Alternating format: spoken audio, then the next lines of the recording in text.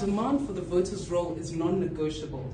In fact, it's not up to ZEC or ZANU PF to decide whether or not we get a voters' roll. It's a constitutional imperative. And the Constitution and our electoral law don't just say give us any old list of names and call it a voters' roll. It has to be a voters' roll that's transparent and verifiable. If you look at all the rolls we received, even during the by-election process, we continuously pointed to defects to ZEC. We pointed out the fact that a number of people had been moved unilaterally, a number of people didn't feature on the voters' roll. Everybody remembers what happened on the 26th of March, where you got to the polling station, you looked for your name on the roll, and it simply wasn't there. And yet we've got an electoral law that's very clear that every single political party must have access to the voters' roll with names, with photographs. That's what the law says. Now, why is it that every single election cycle we have to be having the same demand over and over again with the electoral management body? Why can't they just comply with the Constitution?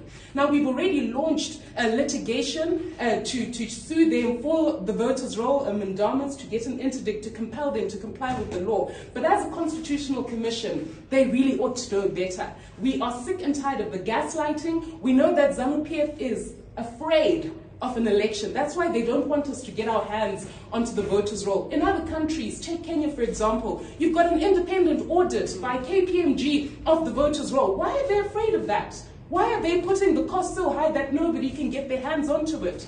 Elections are not for sale. We said that when they raised the cost of nomination fees, that you cannot make a voters' roll cost $200,000 almost, the cost of a whole house. How does that become a free and fair election? How does the right to vote get realized in such conditions? And what we know without a doubt is that ZANU PF is trying to tinker with the numbers. They don't want the delimitation process to be transparent. That's why they want to divorce the two important processes of releasing the voters' roll from delimitation. Give us that voters' roll today so that we can now analyze what you've done in as far as delimitation and see whether it tallies with what we've got on the voters' roll. What is ZEC afraid of?